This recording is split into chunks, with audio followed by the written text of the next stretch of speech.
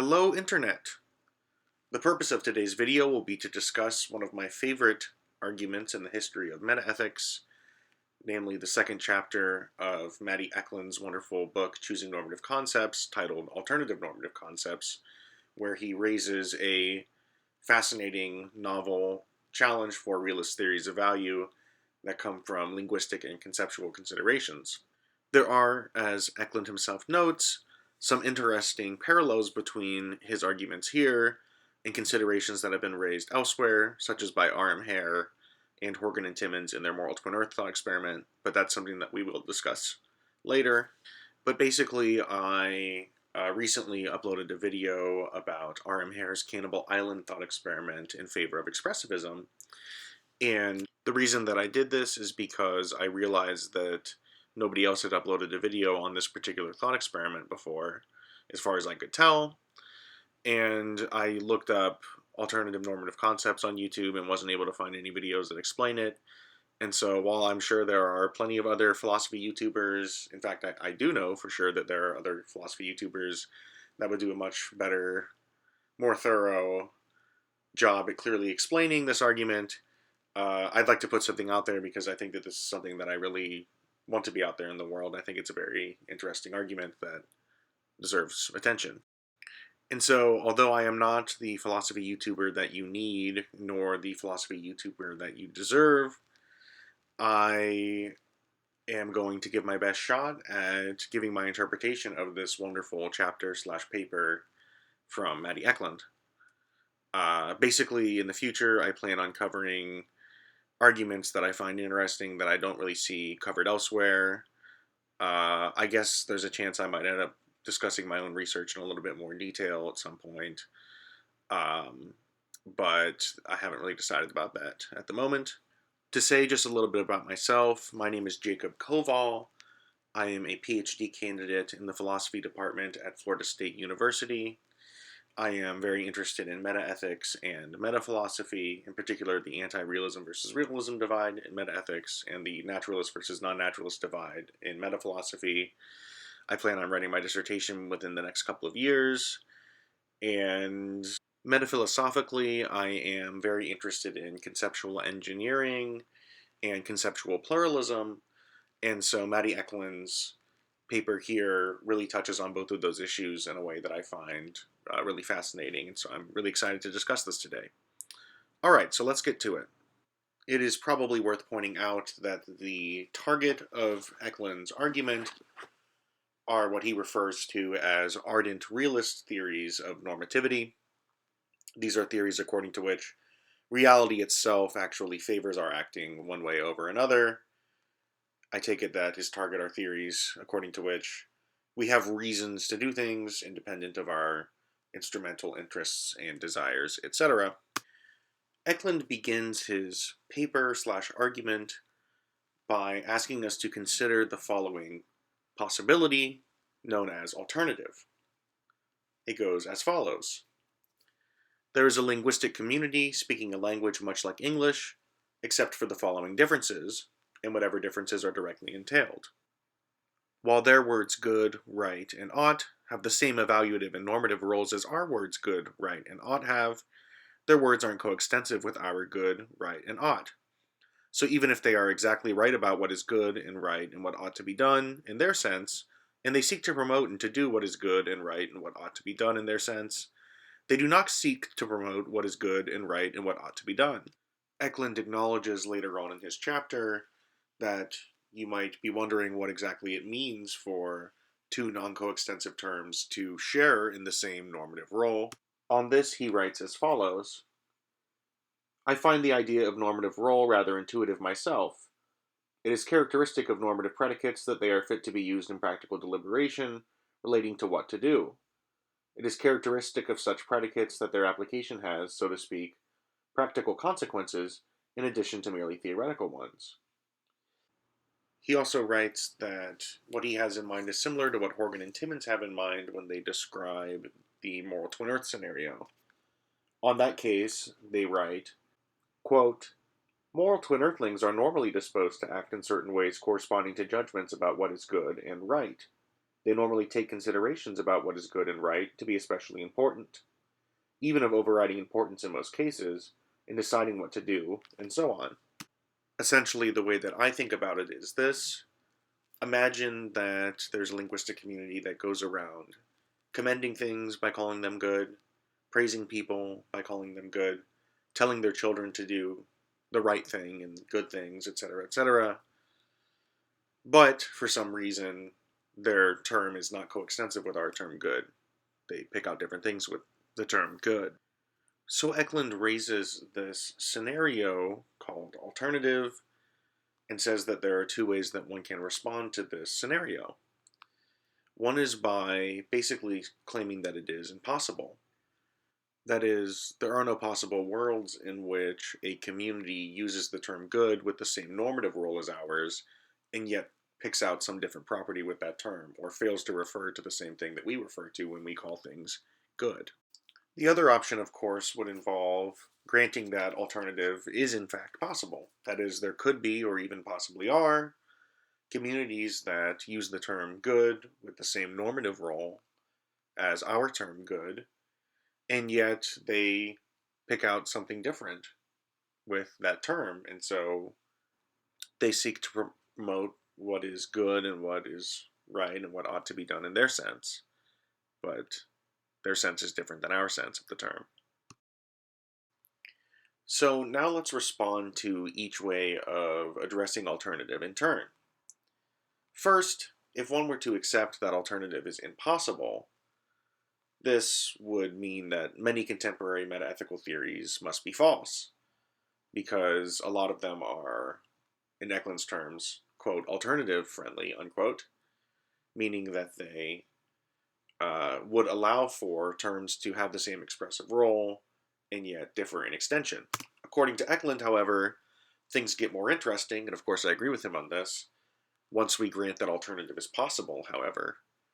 If you believe that alternative is possible, a new problem arises for your theory that basically gives you reasons to be skeptical of your moral beliefs in a new and very fascinating way.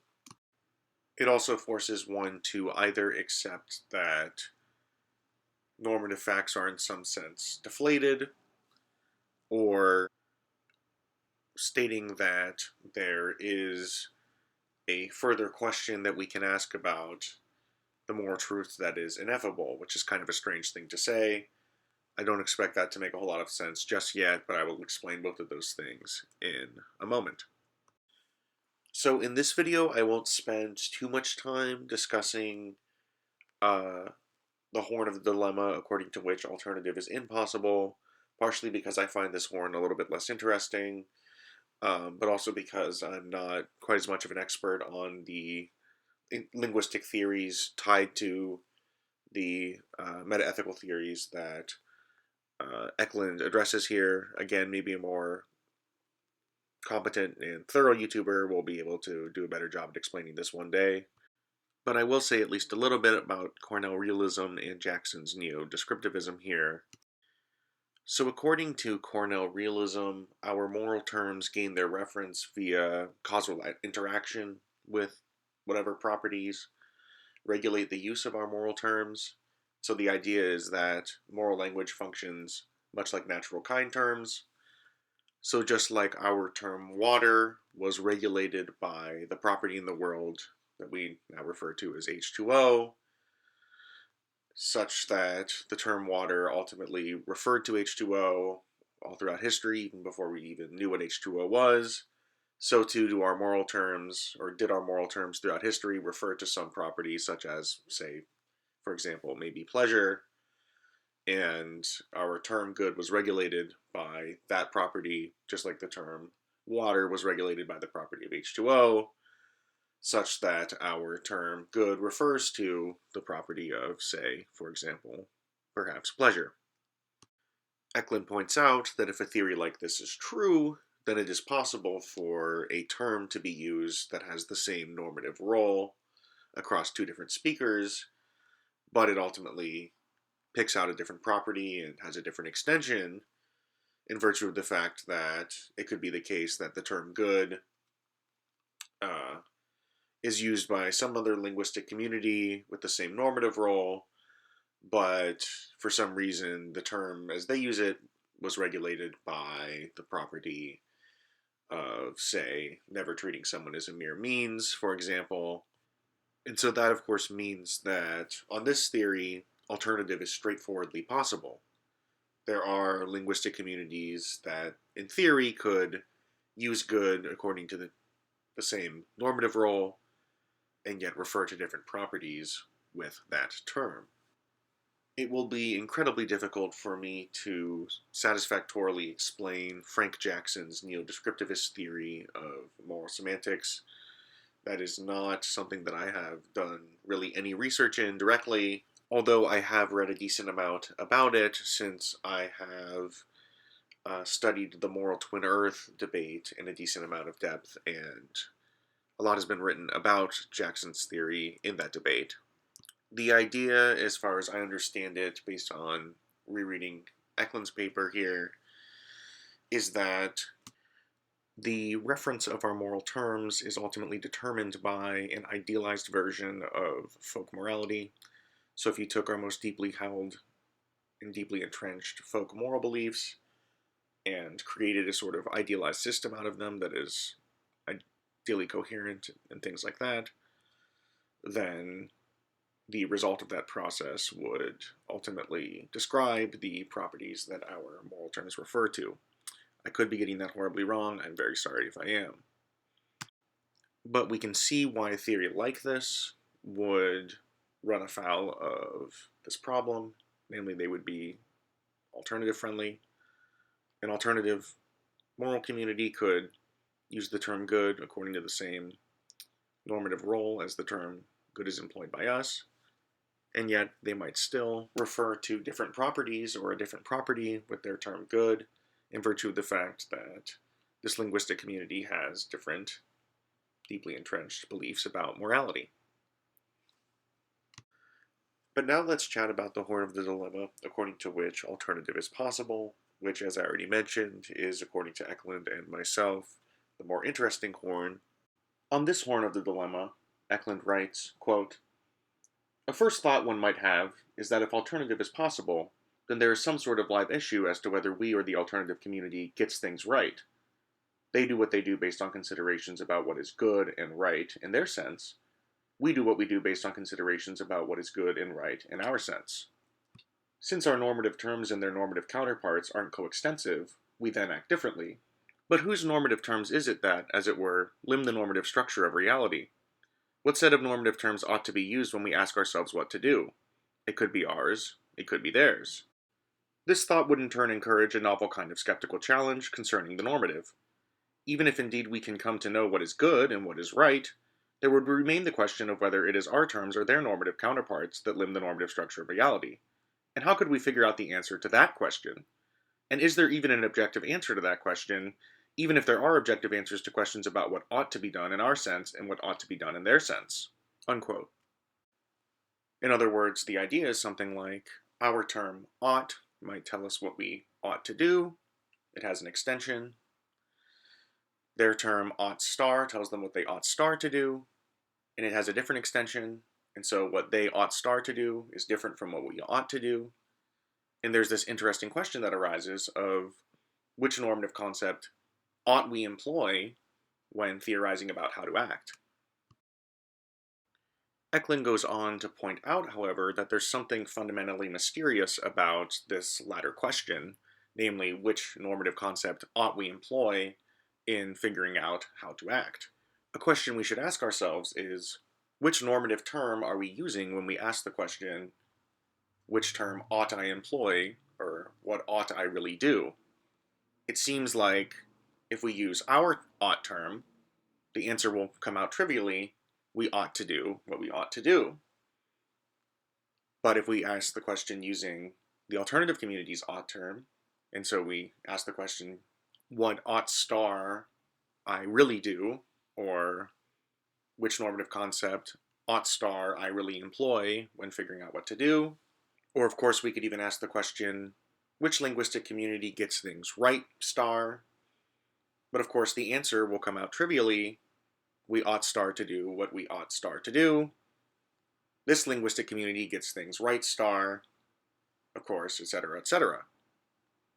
And so it seems like whichever normative concept we employ in asking the question will sort of cause us to beg the question in favor of accepting whichever normative concept we're currently employing as the correct one, or correct star one, depending on which normative term we're talking about, or which normative term we're employing. So Eklund points out that in response to this observation about the nature of the further question, namely the further question of which community gets things right, there are, as I see it, a couple of ways that we can potentially respond. The first way involves basically accepting that there are certain questions that are, in some sense, ineffable or unspeakable. That is, there is in fact a further question about which linguistic community or alternative community gets things right, normatively speaking. However, this question is literally unspeakable. It's ineffable because we don't have the terms that we would need to be able to employ in order to even ask the question. We don't have the right ought concept that would allow us to adjudicate between these alternative ought concepts. On addressing this further question, Eklund writes, quote, "There are two things one might say. One is that there is something at issue between us and the other community, along the lines gestured at. It is only that the problems pointed to show that it is ineffable what the issue is.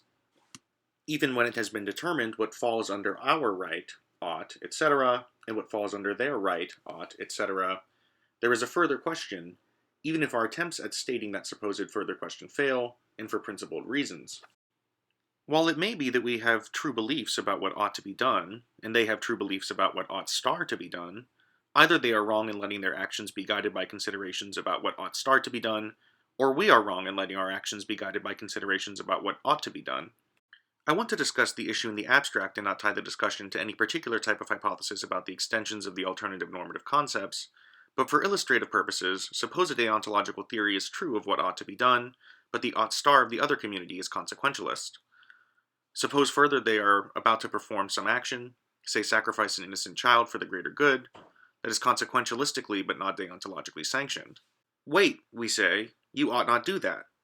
We know, they reply, that we ought not do this, but we ought star to do it. We persist, but what you ought star to do is not what you really ought to do. They say, yes again, but it is also true that what one ought to do is not what one really ought star to do. Everything they say in reply to us is true, but as the child is killed, we may still feel that there is something there that they missed. There is a further question there, one about which they are tragically mistaken. Of course, if we feel that there is a further question, we might also have a nagging suspicion that it is we who are tragically mistaken about it. As we do what we ought to do and don't always maximize happiness, we may worry. Maybe it is instead we who are tragically mistaken, even if, of course, we ought to do what we ought to do." Unquote. Slightly later in this section of the paper, when discussing this possibly ineffable further question, Eklund writes, quote, "I must confess that at an intuitive level I don't find this entirely unattractive. I do find it somewhat intuitive to hold that what ethics is concerned with is something in some sense transcendent that does not lend itself to being captured in language. But let me stress the serious immediate problems about embracing ineffability, even apart from the attendant threat of skepticism. One question regarding this option is, can that which cannot be expressed in language still be thought, and hence understood, or not? If the friend of the ineffability line says not, she embraces the idea that we cannot even think, or I take it, understand the relevant thoughts, and that seems problematic. What then are we supposed to be debating when we are making up our minds regarding something normative? The friend of the ineffability line insists that there is a particular question there, but if she takes this line, then by her own lights she does not even understand what she proposes. If instead she insists that we can think these things, then it is incumbent on her to provide a theory of thought which explains how what cannot be expressed in language can still be expressed in thought." Unquote. I think that these are all indeed very interesting remarks about the potential ineffability of fundamental normative questions, and I think that the problems that Eklund raises here are indeed very serious problems for taking that route. Now let's discuss what I take to be perhaps my favorite part of the paper, or what I take to be the most interesting part of the argument, namely the other alternative here that we could try to embrace by also being alternative friendly. One might, for example, just accept that there actually is no further question to be asked. It's just trivially true that we ought to do what we ought to do, and that we ought to do what we ought to do. In writing on the implications of denying that there is a further question, Eklund says, quote, "Such a denial has important and potentially problematic consequences. It is what I alluded to when early in this paper I spoke of a deflationary view. Consider again a situation like that of the sacrifice of the innocent child above. Suppose it is right to x but right star to y, and xing and ying are incompatible. Suppose further that from our perspective, ying in this situation would be abhorrent. We might continue thinking about it as the sacrifice of an innocent child. Surely we would want to say that they, the others, are just mistaken. What one really ought to do in this situation is to x. And of course we can say this latter thing, and say so truly. It is not as if, on the option we are now exploring, this is untrue. The problem is that they can say, equally correctly, that what one really ought to do in this situation is to y. We may care more about what one ought to do, but they care more about what one ought to do. We can say that one ought to be concerned with what one ought to do, rather than with what one ought to do, and presumably we can say so truly. But they can similarly say that one ought to be concerned with what one ought to do, rather than with what one ought to do, and so on. If there is no further question, this is all there is to it."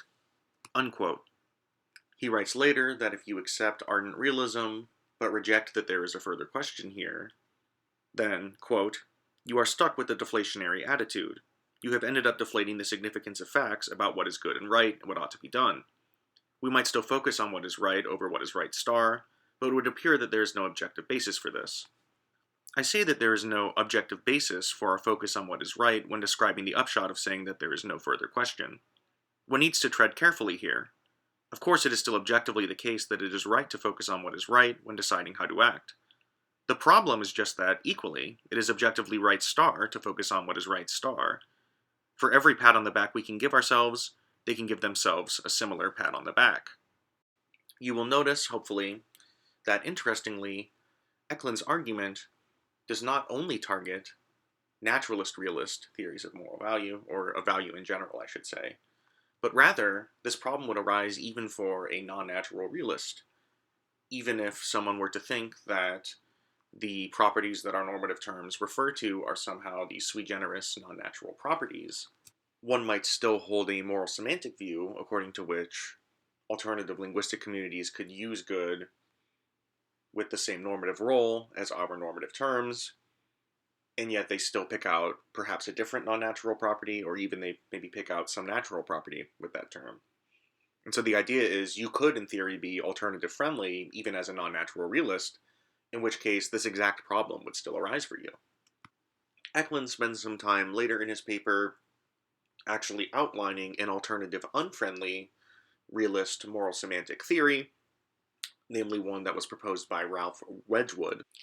For the purposes of this video, I will not get into the details of Wedgwood's view, because I don't find that to be, I guess, the most interesting part of the paper, even though it is an important part of the paper, no doubt.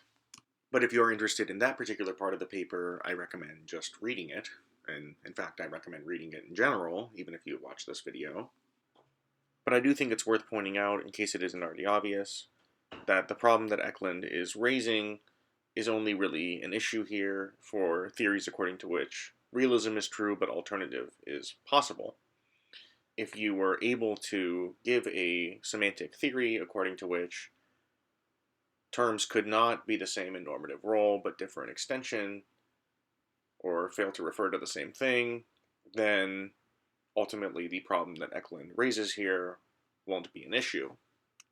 It just so happens to be the case that many realist theories to this day are in fact alternative friendly. I'm not really particularly up to date on the literature on the semantic theories adopted by your average non-natural moral realist. That's something that I need to explore on my own in a bit more detail, and also in a future video I might end up addressing ways that people have tried to respond to Eklund's argument, but that's not my aim today. There is, in general, a lot that Eklund touches on in this chapter, and unfortunately I'm not going to be able to cover literally all of it. I'm being a little bit selective about what I talk about in this video. However, again, I can't recommend enough just reading the paper yourself.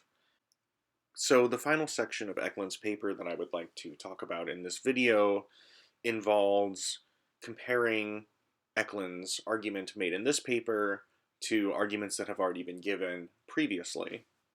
He begins by discussing the famous moral twin Earth thought experiment from Horgan and Timmins. This thought experiment has been covered elsewhere on YouTube. That is why I'm not currently planning on making a video on it. But basically, I take this to be a thought experiment that is intended to offer support in favor of expressivism as a theory of moral language. Other people have discussed expressivism on YouTube. I discuss it very briefly in my previous video on RM Hare, where I discuss an argument in favor of expressivism that comes from Hare. But very briefly on expressivist theories of moral language, in order to understand the meaning of moral terms, one must look at their normative role, essentially. What do we do with these moral terms? Well, we do things like commend people and praise things and express our pro and con attitudes towards things, etc., etc.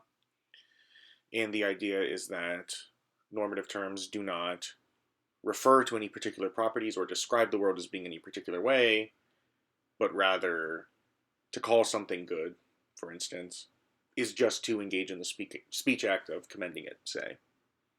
It is probably worth noting that to employ Eklund's taxonomy here, expressivism is an alternative, unfriendly moral semantic theory, because as long as the normative role is the same across speakers, they mean the same thing by their moral terms. It just happens to be the case that if expressivism is true, moral terms don't refer to properties at all for anybody in any case. So concretely, the moral twin Earth thought experiment has been used to take down specifically causal theories of reference, like those endorsed usually by the Cornell realists, and Neo-descriptivism as endorsed by Frank Jackson. And the basic idea behind the moral twin Earth thought experiment is something like this. So imagine that a causal theory of reference is the correct theory of reference for moral terms, and so the reason that good for us means something like pleasure is that the property of pleasure regulated causally the use of our term good in the right sorts of ways. The problem that arises here is that we can imagine a possible world that is a lot like ours, with Homo sapiens on it, that engage in moral theorizing, etc., who use a term good with the same expressive function as our term good, and the same normative role as our term good, and yet their use of the term good was regulated by a different natural property in the world, like maybe some deontological property, right? And so their term good means something different from our term good, technically speaking, and so we aren't engaged in a real moral disagreement with these inhabitants of this other possible world. But the idea is that intuitively we are engaged in a real moral disagreement with these, quote, twin earthlings. The idea is that when they go around saying that pulling the lever in the trolley problem, or the trolley case, is wrong, and we go around saying that pulling the lever in the trolley case is right, it seems as though we are engaged in a bona fide moral disagreement, according to Horgan and Timmins. But if the causal theory of moral language is true, we aren't engaged in a real moral disagreement. That's because when we say something like, pulling the lever is right, what we are saying is technically true, according to our usage of the term right. But when they say pulling the lever is not right, what they are saying is technically true, according to the meaning of their term right. And so we can know that the causal theory of reference is false for moral terms on intuitive grounds. Intuitively, as long as the normative role of some moral term is the same across two linguistic communities, it seems as though we're engaged in real moral disagreements potentially with those alternative communities, assuming that they have different pro and con attitudes from us. And this seems to lend a great deal of credence to the idea that the meaning of our moral terms is exhausted by their normative role, which would lend credence then in turn to expressivism. Horgan and Timmins' argument has a kind of inductive basis. The idea is something like they have shown through a variety of thought experiments like the twin earth thought experiment, that various theories of moral language must be false, and it seems like ultimately, if expressivism is the only theory that can account for why we're engaged in a real moral disagreement with, say, twin earthlings, this lends some credence to, or it lends a great deal of credence to expressivism as a correct theory of moral language. So that is my grossly brief discussion of the moral twin earth thought experiment in favor of expressivism. So, Eklund points out that the moral twin earth argument relies on the claim that the theories that they are attacking are basically alternative friendly, and that this makes them false on intuitive grounds, since intuitively we and the twin earthlings mean the same thing by good. The idea is that Horgan and Timmons basically show through their thought experiment that these theories yield possibilities according to which the expressive role of our terms is the same, and yet the terms refer to different properties. But of course, the idea behind the whole argument is that intuitively, whenever we specify a case like this happening, the participants in the alternative communities are engaged in a real moral disagreement, and therefore we can just know intuitively that these semantic theories are false. Eklund points out, however, that one can object to the moral twin earth argument, then, in virtue of the fact that one can push back on the claim that intuitions are a reliable source of evidence with respect to facts about what our terms mean. For example, it might be the case that the scenario that we are being asked to consider in the moral twin earth case is not fleshed out enough for us to be able to have intuitions that are reliable guides to facts about that scenario that we are being asked to imagine. It might also be the case that intuitions just aren't a reliable source of evidence in general with regard to facts about what we mean with our terms, or by our terms. As someone who shamelessly accepts the negative program in experimental philosophy that aims to show that intuitions are a grossly unreliable source of evidence in general, I can definitely get behind this worry with regard to the twin earth thought experiment as purported evidence in favor of expressivism. Eklund's argument, however, gets at a very similar problem, but it doesn't rely on intuitions in any unacceptable way. According to Eklund's argument, one can certainly adopt an alternative-friendly theory of moral semantics. One might even think that that happens to be the best theory of moral semantics according to our best science or something like that. But even if a theory like this is perfectly true, one runs into serious problems anyway, insofar one wants to be an ardent realist. Namely, you either have to face the ineffable question or deflating moral facts. So, Eklund's argument demonstrates that theories such as Cornell realism do run into problems in virtue of the fact that they allow for alternative to be possible. But he doesn't need to rely on this further move of saying that this means that these theories are false on intuitive grounds. Rather, he can just show these theories run into certain problems, even if they happen to be completely true. Eklund goes on to discuss observations made by RM Hare on the implications of moral naturalism, according to which our moral terms are synonymous with descriptive terms that pick out natural properties.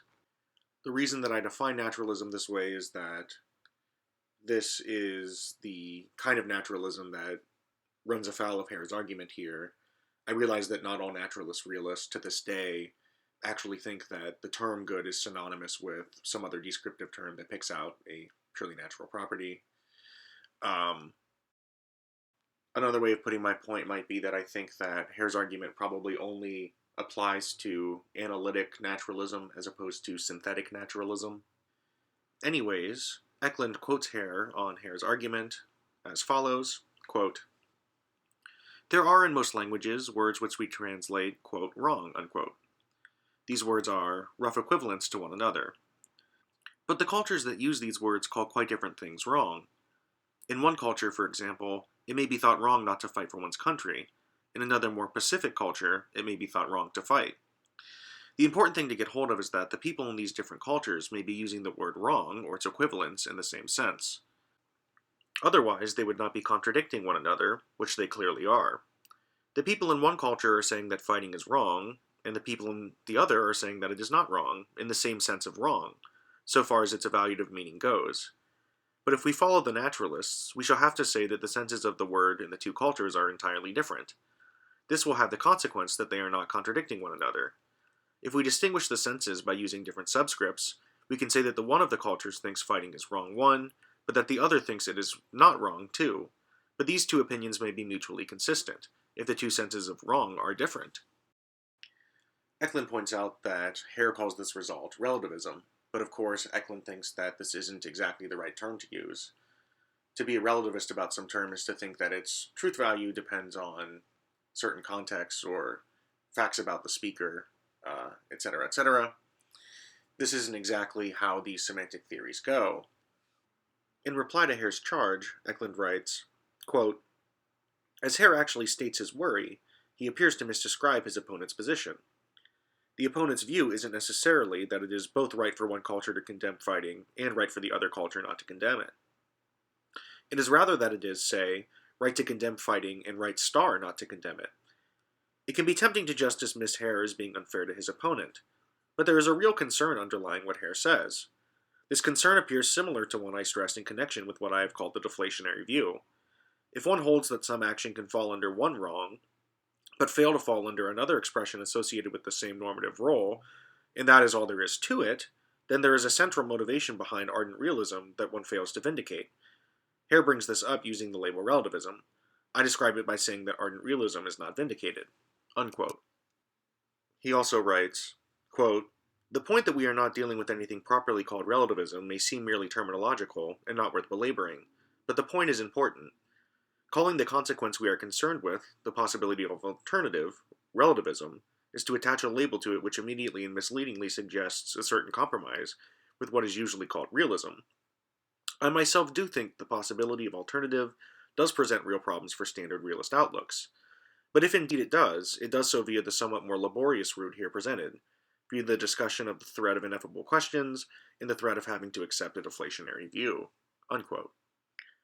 In conclusion, I take it that Eklund's argument essentially establishes that the following is required for a realist theory of value to ultimately establish what realism should hope to establish.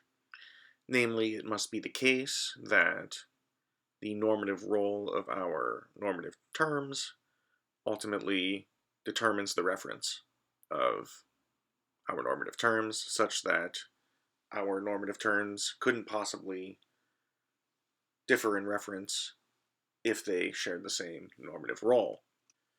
However, for what it's worth, not that anybody asked, it seems fairly plausible to me that alternative is in fact possible. I suppose it'll be quite interesting to see what kinds of responses realists come up with in the future to this problem. I know that some have already responded to Eklund, and I need to do a little bit more research into their responses before I talk about them on YouTube, but there might come a day in which I discuss possible responses to Eklund's argument on YouTube. In the future, I plan on making more videos about my research interests and other arguments that I find interesting that I don't really see covered elsewhere. And so if you're interested in seeing what I come up with in the future, feel free to subscribe. And if you enjoyed the video, feel free to click the like button. Until next time.